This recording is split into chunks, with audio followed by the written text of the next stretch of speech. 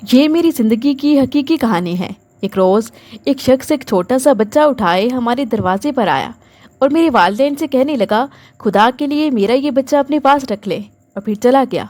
हमें समझ ना आई कि आखिर उसने ऐसा क्यों किया है। काफ़ी साल गुजर गए और वो बच्चा हमारे ही घर 17 साल का हो गया। एक रोज़ जब वो कॉलेज गया तो ये राज जानकर हमारे होश उड़ गए कि ये कहानी हकीकत पर मबनी है, और जिन खातून की हकीकी ज़िंदगी से ताल्लुक़ रखती है मैं उन्हीं की ज़ुबानी बयान कर रही हूँ। कहानी में असली नामों की जगह फ़र्ज़ी नाम इस्तेमाल किए गए हैं। चलिए कहानी शुरू करते हैं। हम गांव में रहा करते थे और मेरे अब्बू खेती बाड़ी करते थे। मैं घर में सबसे बड़ी बहन थी। मुझे याद है जब मैं छोटी सी थी और हमारा कोई भाई ना था तो मेरी अम्मी बेटे के ना होने का दुख महसूस करती थी। वो दुआ करती कि या अल्लाह मुझे एक बेटा दे दे जो बड़ा होकर हमारे बुढ़ापे का सहारा बने और हमारी गुर्बत दूर करने का वसीला हो। इधर मेरे वालिद को भी बेटे का बेहद शौक़ था, इसलिए मेरी माँ को डर था कि किसी रोज़ उनका शौहर बेटे से महरूमी का बहाना करके उन पर सौतन ना ले आए। शायद हमारे अब्बू भी कब के दूसरी शादी कर चुके होते कि अगर गुर्बत आड़े ना आ जाती। भला खेतों में मजदूरी करने वाला एक मेहनतकश कैसे तो बीवियाँ रख सकता है। मगर गांव वाले भी अजीब होते हैं। यहाँ बातें बनाने वालों के मुंह पर कोई हाथ नहीं रख सकता और ना ही उकसाने वालों की कमी थी। हर रोज़ अब्बू के कानों में कोई ना कोई ये अफसोस फूंकता रहता। और फिर हमारी दादी को भी कहाँ चैन था। वो बेटे से कहती रहती, अरे सादिक, अब तुम्हें आखिर किस बात का इंतज़ार है। तेरी तीसरी बेटी भी बड़े ऑपरेशन से हुई है और डॉक्टरनी ने ये भी कह दिया था कि अब आप लोग मज़ीद औलाद की उम्मीद ना रखना। जब फूफियाँ मिलने आती तो वो भी अब्बू के कानों में यही बातें फूंक जाती। सादिक भाई, बेटे की चाह तो हर मर्द को होती है, और इससे पहले कि आप पर बुढ़ापा आ जाए अब आप दूसरी शादी कर लो। अल्लाह के हुक्म से बेटे की खुशी ज़रूर देखोगे। अब आप मज़ीद वक्त ज़ाया मत करें। मेरी अम्मी जब उन लोगों की ऐसी बातें सुनती तो उनका रंग उड़ जाता और सौतन का खौफ पेशानी पर पसीने की सूरत टपकने लगता। तभी वो या तो चुपके से आंसू बहाने लगती या ज़ोर शोर से दुआएं मांगने लगती कि अल्लाह मुझे एक बेटा दे दे। कहते हैं कि अल्लाह के घर देर है अंधेर नहीं है। जब कोई बंदा उसकी रहमत पर कामिल यकीन के साथ मुराद मांगता है तो उसे मिल जाती है और अनहोनी होकर रह जाती है। मेरी माँ भी शायद अब ऐसे लोगों में शामिल हो गई थी। वो अक्सर मज़ार पर जाकर यही दुआ करती। कहते हैं ना कि जब अल्लाह पाक की ज़ात कबूलियत पे आती है तो वो कहीं भी सुन लेती है। एक रोज़ जब मेरी माँ आंखें बंद करके और झोली उठाकर बुलंद आवाज़ से मज़ार पर खड़ी दुआ मांग रही थी कि उसी बेखुदी के आलम में किसी की आवाज़ उनके कानों में पड़ी, बहन जी मेरी बात सुने। मेरी अम्मी ने आंखें खोलकर देखा तो एक शख्स बाजुओं में एक छोटा सा बच्चा उठाए करीब खड़ा उन्हें पुकार रहा था। वो कहने लगी, जी वीर जी, क्या बात कहनी है। वो उससे मुखातिब होकर बोली। वो शख्स कहने लगा, मैं एक गरीब आदमी हूँ और इस बच्चे का बाप हूँ। इसकी माँ मर गई है और मैं इसे नहीं पाल सकता। क्या तुम इसे पाल सकती हो? मैं तुम्हारा बहुत शुक्रगुजार हूँगा। मेरी माँ पूछने लगी, ये बेटा है या बेटी? वो शख्स कहने लगा, बेटा है। बहन, तुम इसे अपना बेटा बना लो, अल्लाह तुम्हें इसका अजर देगा। ये बड़ा होकर तुम्हारे काम आएगा। मेरी माँ उस बच्चे को देखते हुए कहने लगी, वीर जी, क्या तुम्हारे घर में कोई औरत नहीं है जो उसे पाल सके? वो शख्स कहने लगा, नहीं, मेरे पहले ही 4 बेटे हैं। मैं उनको भी बिन माँ पालने से कासिर हूँ। वो तो फिर पल जाएंगे कि कुछ बड़े हैं, मगर मैं इसे कैसे पालूँगा? यही सोच सोच कर परेशान रहता हूँ। मेरी माँ कहने लगी, ठीक है, आप मेरे साथ मेरे घर चले और मेरे खावत से बात करें, क्योंकि उनकी इजाज़त के बगैर मैं कुछ नहीं कर सकती। अगर वो मुझे इजाज़त दे दें तो मैं खुशी खुशी से पाल लूँगी और यही समझूंगी कि अल्लाह ने मुझे बेटा दे दिया है। मेरी माँ ने यह खुशी से कहा था। वो शख्स कहने लगा, बहन जी, कहाँ है आपका घर? मेरी माँ ने बताया कि बस थोड़ी ही दूर है, ज़्यादा दूर नहीं है।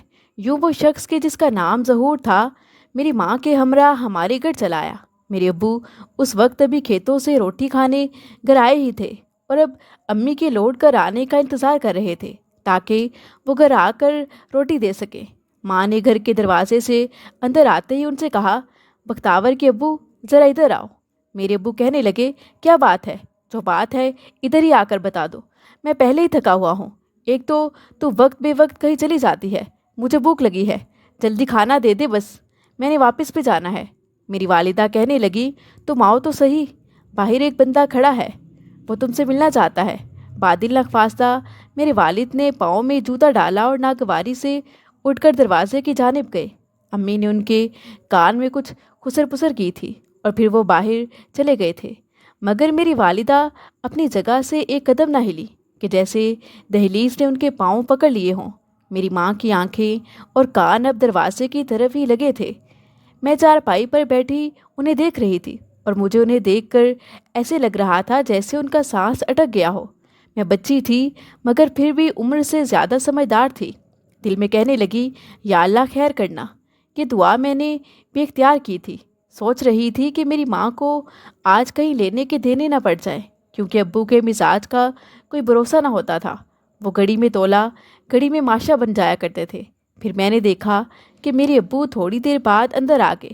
وہ اس شخص کو بیٹھک میں لے گئے اور میری ماں کو بھی آواز دی، بختاور کی ماں، تو بھی ادھر آ جا، کچھ بات کرنی ہے تجھ سے۔ یوں ان کی آپس میں بات ہوتی رہی۔ اس کے بعد ظہور نامی شخص اپنا بچہ میری والدہ اور والد کے حوالے کر کے چلا گیا۔ ہوا یہ کہ جب میرے ابو نے ظہور کی داستان علم سنی تو ان کا دل پسیج گیا۔ وہ اتنا مجبور تھا کہ اپنے لگتے جگر کو کسی شریف گھرانے کو سونپنے کو تیار تھا۔ اس کی بیوی نومولود کو جنم دیتے وقت فوت ہو گئی تھی اور اس کی کوئی بہن یا بیٹی بھی نہ تھی۔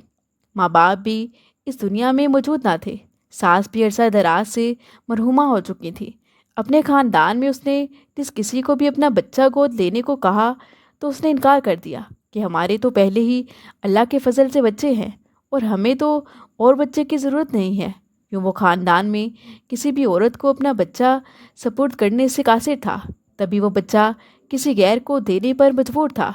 ظہور نامی یہ شخص ہمارے ساتھ والے گاؤں کا رہائشی تھا، تاہم میرے والد سے اس کی واقفیت نکل آئی۔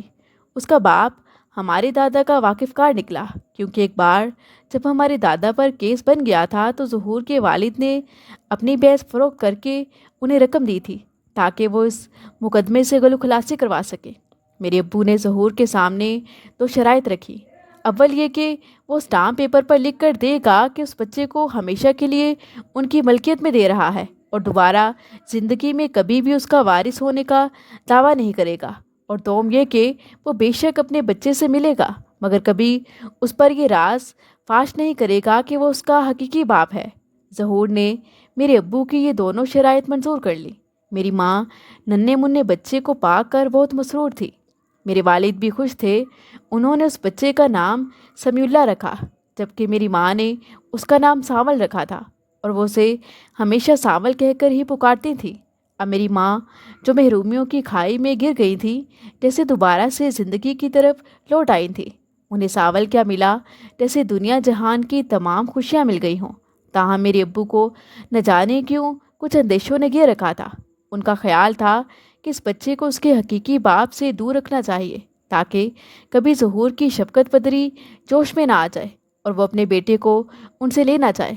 میرے والد صاحب کا یہ بھی کہنا تھا کہ جب سانول بڑا ہوگا تو ضرور گاؤں والے ہی اسے یہ بتا دیں گے کہ وہ ان کا سگا بیٹا نہیں ہے بلکہ لے پالک ہے، اور اس طرح سانول کے دل کو بھی رنج ہوگا، بلکہ شاید وہ انہیں کبھی بھی صدقے اپنا ہی نہ پائے گا۔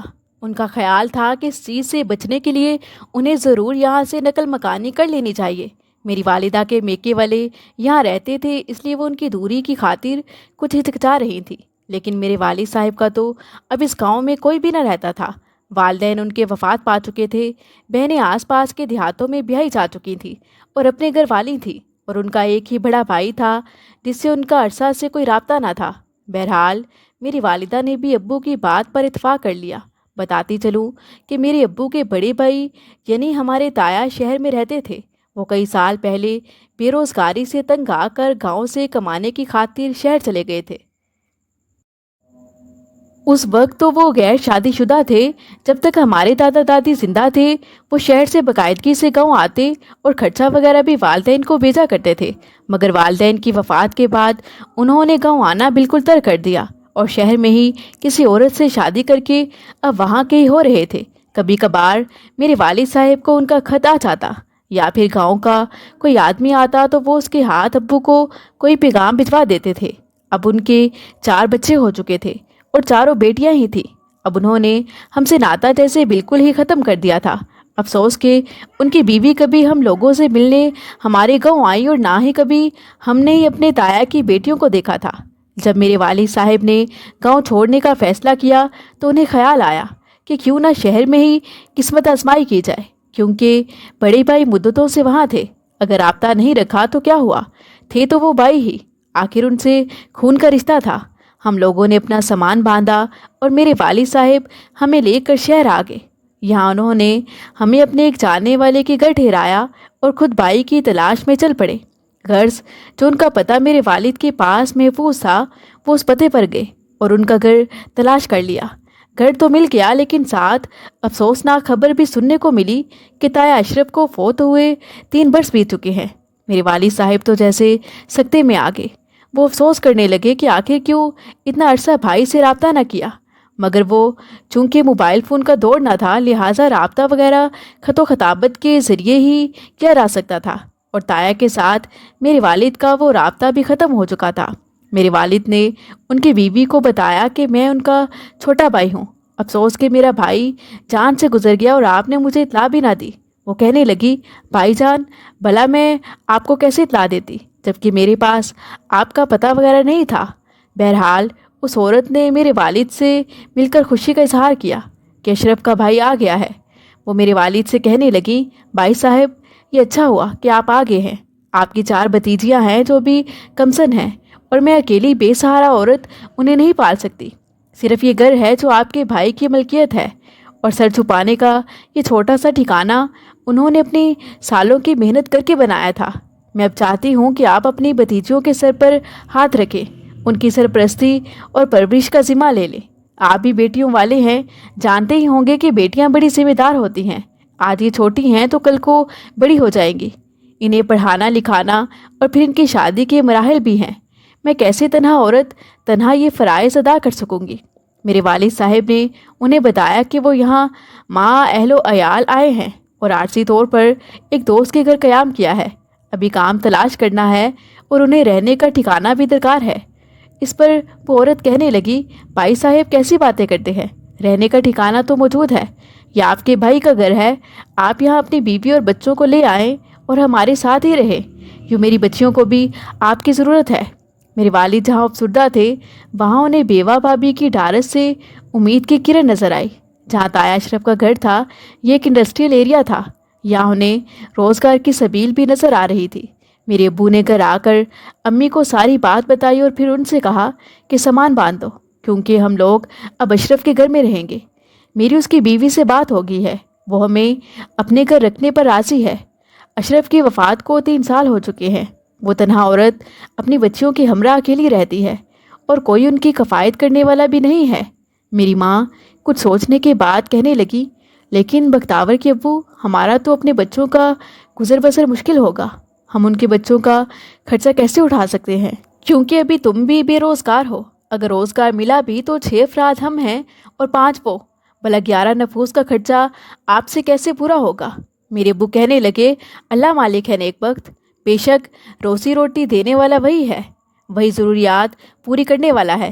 فی الحال ہمیں رہائش مل رہی ہے، آگے کیا ہوگا یہ بس میرے مالک کو پتہ ہے۔ یہ بات بھی ظاہر تھی کہ ہم ابو کے واقف کار کے گھر رہ رہے تھے اور ہم زیادہ دن تو کسی غیر کے گھر قیام نہیں کر سکتے تھے۔ تو تھوڑی سی رقم ابو گاؤں سے لائے تھے، اب تو وہ بھی ختم ہونے والی تھی اور ابھی ابو کو روزگار بھی ڈھونڈنا تھا۔ یوں اللہ کا نام لے کر ہمارے والدین ہمیں لے کر تایا اشرف کے مکان میں آ گئے۔ تائی بھی خوش اخلاقی سے پیش آئیں۔ یوں چند ہفتے تو تائی نے ہمارے ساتھ خاموشی سے گزارا کیا اور پھر ابو سے کہنے لگیں کہ بھائی صاحب، نہ تو میرے پاس کوئی رقم ہے اور نہ آپ کے پلے کچھ ہے۔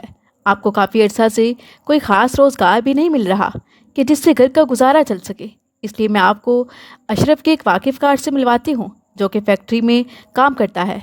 اشرف خود بھی اسی فیکٹری میں ملازم تھے، شاید اس کے ذریعے آپ کے لیے بھی کوئی روزگار کی سبیل نکل آئے۔ یوں تائی نے میرے ابو کو قادر نامی ایک آدمی سے ملوا دیا جو ان کو فیکٹری لے گیا اور مینیجر سے بات کروائی۔ وہاں میرے والد کو معمولی ملازمت پر رکھ لیا گیا۔ دال روٹی کا کچھ آسرا ہو گیا، مگر اتنی آمدن نہیں تھی کہ 11 نفوس کا پیٹ پلتا۔ میرے والد نے اس معمولی تنخواہ کو بھی غنیمت جانا और काम पर जाने लगे।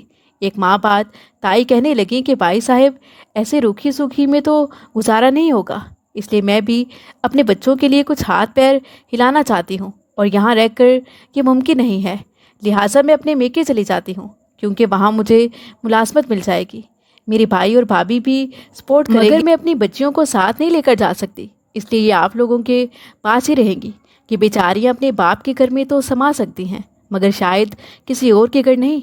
हाँ, मैं हर माह आकर कुछ रकम इनके खर्चे के वास्ते आपको दे जाया करूँगी और इनसे मिल भी जाया करूँगी।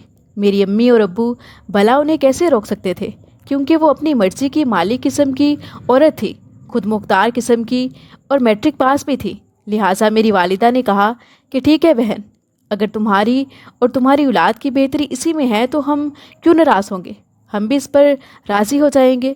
हम आपकी बच्चियों की देखभाल भी कर लेंगे, तुम्हें उनकी फ़िक्र करने की ज़रूरत नहीं है। तुम जाना चाहती हो तो चली जाओ। मेरे अम्मी अब्बू तो यही समझे थे कि बड़े भाई की बेवा इस कारण जा रही हैं कि कुछ मुआशी हालात में बेहतरी आ जाएगी और उनके बच्चों को अच्छी ज़िंदगी मिल जाएगी। उन्हें ये खबर न थी कि उस औरत का असल मकसद क्या है। दरअसल उस औरत के किसी शख्स से मरासिम थे, वो अभी भी उसे राब्ते में थी और इसी वजह से बच्चियों को हमारे पास छोड़कर जा रही थी ताकि 4 बेटियों से आज़ाद हो जाए और उस शख्स से आज़ादी से शादी कर सके। हम तो सोच भी ना सकते थे कि कोई माँ ऐसी भी हो सकती है। फिर एक रोज़ मेरे वालिद को मालूम हुआ कि ताई ने उस शख्स से कि जिसका नाम बिलाल था दूसरी शादी कर ली है और अब उसके साथ ही रहने लगी है। शुरू में ये बात हमसे छुपाई गई थी ताकि उनकी बच्चियों को पता न चले कि उनकी माँ ने उन्हें छोड़कर किसी और से शादी कर ली है। मगर एक रोज़ मोहल्ले के आदमी ने मेरे अब्बू को बता दिया कि तुम्हारी भाभी ने दूसरी शादी कर ली है। उसी की ज़ुबानी मालूम हुआ कि वो बिलाल और हमारी ताई के किस्से को पहले से जानता था। उसने कुछ और बातें भी मेरे वालिद को बताई कि मेरे अब्बू दंग रह गए। एक रोज़ जब वो घर अपनी बच्चियों को कुछ सामान देने आई तो मेरे अब्बू ने उनसे उन बातों का तस्करा किया और अपने भाई की मौत का सबब दरियाफ्त किया। हैरत की बात कि ताई को मेरे अब्बू का यूँ सवाल करना बहुत बुरा लगा। वो उनसे नाराज़ होकर चली गई और फिर ऐसी नाराज़ हुई कि पलट कर ना आई। बताती चलूँ कि उस शख्स ने मेरे वालिद से कहा था कि तुम्हारे भाई की मौत तभी नहीं हुई थी, बल्कि मुझे ऐसा लगता है कि तुम्हारी भाभी ने उसके साथ कुछ किया है। अब ये बात तो अल्लाह बेहतर जानता है कि वो शख्स सच कह रहा था या वो मेरे बाप के दिल में बदगुमानी पैदा कर रहा था। जब अब्बू ने ये बात अम्मी को बताई तो अम्मी उन्हें समझाने लगी, क्योंकि मेरी वालिदा नहीं चाहती थी कि मेरे अब्बू इस बात के ज़्यादा पीछे लगे या अपनी भाभी से दुश्मनी मोल लें या कुछ ऐसा वैसा करें कि जिससे बाद में उनकी औलाद की ज़िंदगी अजीरन बन जाए, क्योंकि जाहिर सी बात है वो औरत अब एक खुशहाल मर्द से शादी कर चुकी थी। लिहाजा उन्होंने मेरे वालिद साहब को यही समझाया कि तुम इस बात में मज़ीद मत पड़ो, हमारा और यहाँ तक कि अब तुम्हारी भतीजियों का भी तुम्हारे सिवा है ही कौन, जिनकी माँ भी उन्हें भी आसरा कर चुकी है और हो सकता है वो आदमी बदगुमानी पैदा करने की कोशिश ही कर रहा हो, क्योंकि मोहल्ले में और किसी से तो हमने ऐसा कुछ नहीं सुना था। लोगों का यही कहना था कि उसकी हादसे में मौत हुई है। खैर, अब मेरे अब्बू के कंधों पर अपनी औलाद के साथ साथ 4 यतीम भतीजियों की भी जिम्मेदारी आ पड़ी। वो बेचारे हम सबका खर्चा बढ़ने की खातिर कोल्हों के बैल की तरह काम करने लगे। ताई ने तो दोबारा पलट कर ना देखा। खर्चा न चलने के सबब अब मेरे वालिद साहब 2 शिफ्टों में काम करने लगे, मगर फिर भी खर्चा पूरा नहीं हो पाता था। 3 साल गुजर गए। आखिर कहाँ तक इंसान इतनी सख्त मेहनत और मुशक्क़त कर सकता है। नतीजा ये हुआ कि मेरा बाप बेचारा 3 साल में ही बीमार पड़ गया और बिस्तर से लग गए। घर में चूल्हा ठंडा रहने लगा। अब हमें परदेश में दिन में तारे नज़र आने लगे। मैं घर में सबसे बड़ी और बहनों में ज़्यादा समझदार थी। मैं उन दिनों 8वीं में पढ़ रही थी। मैंने वालिदा से कहा कि मैं स्कूल छोड़ देती हूँ और कहीं काम पर लग जाती हूँ। उनकी आंखों में आंसू आ गए। मैंने उन्हें तसल्ली देते हुए कहा, अम्मी, मैं बाद में प्राइवेट तौर पर इम्तिहान दे लूँगी और आप मेरी दोनों बहनों को भी स्कूल से निकाल लें, क्योंकि अब हमारा पेट भर जाए यही काफ़ी है। भला हम स्कूल का खर्चा कैसे भर सकते हैं। हम बहनें कहीं खुशहाल घरानों में काम पर लग जाते हैं। इस तरह हम घर का छकड़ा खींचेंगे, क्योंकि अब्बू तो बीमारी के बायस कर बैठ गए हैं। माँ पहले तो मेरी तजवीज़ सुनकर परेशान हो गई, फिर गौर किया तो बात समझ में आ गई। کہ اس کے سوا اور کوئی چارہ بھی نہیں ہے۔ تائی نے اپنا مکان اسی وجہ سے ہمارے حوالے کیا تھا کہ ہم لوگ ان کی بیٹیوں کو سنبھال لیں گے اور وہ دوسری شادی کر سکیں گی، ورنہ کون اپنا مکان کسی رشتہ دار کے حوالے کرتا ہے۔ یہ بات میرے ماں باپ کی سمجھ میں آ گئی تھی کہ انہوں نے تایا کی بیٹیوں کا اسکول جانا جاری رکھا اور ہم تینوں بہنیں اور ہماری والدہ دوسروں کے گھروں میں کام کرنے لگیں۔ اس طرح میرے والد کی دوا دارو اور ہمارا کھانا پینا ممکن ہو سکا۔ میں اور میری چھوٹی بہن جس گھر میں کام کرتے تھے، اس گھر کے مالک کا نام افتخار احمد تھا۔ یہ کافی مہربان، خدا ترس اور نیک شخص تھا۔ وہ ہمارے تایا کو بھی جانتا تھا، اس لیے اپنے گھر والوں کو بھی ہم سے حسن سلوک رکھنے کی تلقین کرتا۔ یوں ان کے گھر والے بھی ہمارا خیال رکھتے اور عزت دیتے تھے۔ وہ شخص اکثر تنخواہ سے زیادہ پیسے دے دیتا کہ تمہارے والد کی دوا دارو کے لیے ہیں یہ۔ شام کو ان کے گھر جو کھانا بچتا وہ بھی اس کی بیگم ہمیں دے دیتی، جس سے کافی بچت ہو جاتی تھی۔ میری ماں افتخار صاحب کے بھائی کے گھر کام کرنے جاتی تھی۔ وہ صبح 9 بجے جاتی اور دوپہر 2 بجے گھر لوٹ کر آ جاتی تھی، پھر گھر کا کام کرتی، جبکہ ہم سارا دن افتخار صاحب کے گھر کام کرنے کے بعد شام 6 بجے گھر لوٹتی تھی۔ کام کرتے کرتے جب ہمیں افتخار صاحب کے گھر میں 10 برس ہو گئے تو انہوں نے مجھ سے چھوٹی دونوں بہنوں کی شریف گھروں میں شادیاں کروا دیں۔ ان کے لیے رشتے بھی خود تلاش کیے۔ میرے دونوں بہنوئی ان کی فیکٹری میں کام کرتے تھے، تبھی انہیں یقین تھا کہ یہ لڑکے عادات و اطوار سے شریف اور محنتی ہیں۔ تبھی انہوں نے میری والدہ سے بات کر کے وہاں میری بہنوں کی شادیاں کروا دیں۔ میرے بھائی ساول کو انہوں نے اسکول میں داخل کروا دیا تھا، جو 5ویں جماعت کا طالب علم تھا۔ وہ کافی ذہین اور حساس قسم کا تھا، بچپن سے پڑھائی سے کافی شغف رکھتا تھا۔ تایا کی دونوں بڑی بیٹیوں نے اب میٹرک کر لیا تھا۔ وہ اپنی والدہ ہی کی طرح خوبصورت تھیں، لہٰذا ان کے محلے سے رشتے آ گئے۔ میرے ابو نے ان کے فرض سے بھی اپنے شانے ہلکے کر لیے۔ اب میری ماں کو سب سے زیادہ میری فکر تھی، مگر مجھے اپنے والدین اور بھائی کی، اس لیے میں بھی شادی پر راضی نہ ہوتی تھی۔ جو رشتہ آتا منع کر دیتی۔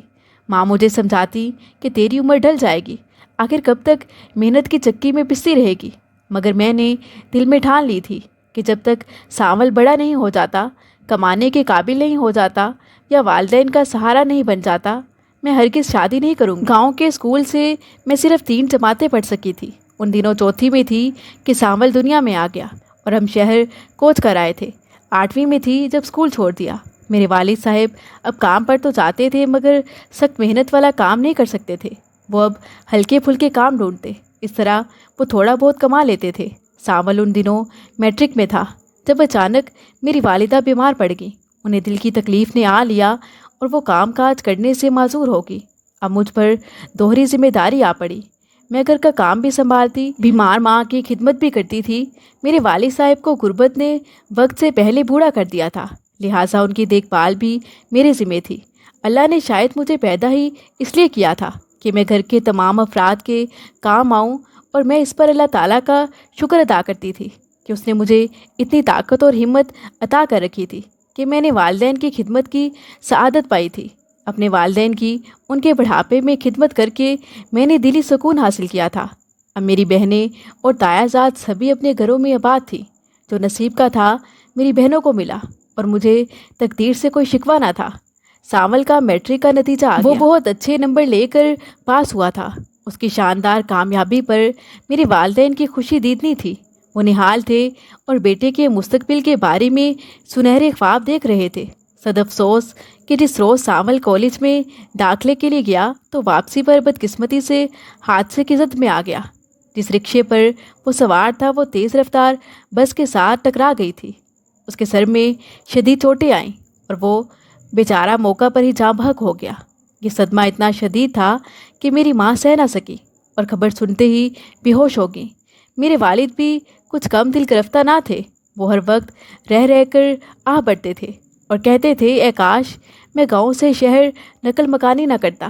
ساول کو اس کے حقیقی باپ کی نظروں سے اوجھل کرنے کی جو حماقت مجھ سے سرزد ہوئی، شاید ہی اس کی سزا ملی ہے۔ میرے والدین جب تک زندہ رہے ان کو ساول کا دکھ دیمک کی طرح چاٹتا رہا۔ میری شادی میری منجلی بہن نے اپنے ایک سسرالی عزیز سے کروا دی کہ جس کے 2 بچے تھے اور بیوی فوت ہو چکی تھی۔ میں نے ان یتیم بچوں کو ماں بن کر پالا۔ आज वो मेरा सहारा और मेरी आंखों की ठंडक हैं। अल्लाह ने मुझे औलाद ना दी, मगर ये बच्चे मुझे हकीकी औलाद से बढ़कर हैं। मेरी वालिदैन को सबसे बड़ी तायाज़ाद बहन ने अपने पास रखा, क्योंकि उनके शोहर काफ़ी अमीर थे। शादी के वक्त तो उनके शोहर इतने अमीर ना थे, मगर उन्होंने अपना नया कारोबार शुरू किया जिसमें खुदा ने इतनी बरकत डाली कि वो चंद सालों में ही अमीर हो गए। उनके पास नौकर चाकर, गाड़ियाँ और धन दौलत, सभी कुछ अल्लाह का दिया मुयस्सर आ गया था। मेरी वो तायाज़ाद कहती थी कि हमारी माँ तो हमें छोड़ गई थी, चचा और चची ने हमें माँ बाप बनकर पाला, और फिर हम क्यों ना उनकी कदर करें। मेरी सभी तायाज़ाद बहनें हमसे बहुत प्यार करती हैं। शायद कि इसी प्यार के रिश्ते को कायम दायम रखने के लिए अल्लाह ताला ने हम सबको आपस में मिला दिया था। माँ बाप किसी के सदा नहीं रहते, हमारे भी ना रहे, लेकिन अपने बहन भाइयों के रिश्ते ही प्यारो मोहब्बत से जुड़े रहें तो ज़िंदगी खूबसूरत और सहल हो जाती है। मज़ीद दिलचस्प सच्ची कहानियों के लिए चैनल को सब्सक्राइब करें।